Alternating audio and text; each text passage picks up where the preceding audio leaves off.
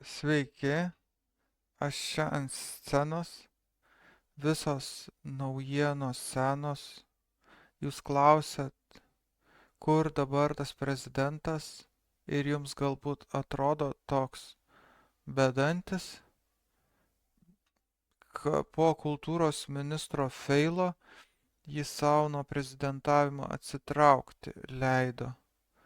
Jis dabar vonioj, tylenis, bando pastą kišt atgal tūbelėn.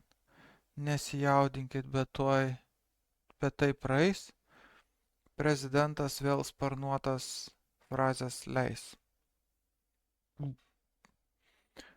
Gal jau galiu eiti laukan?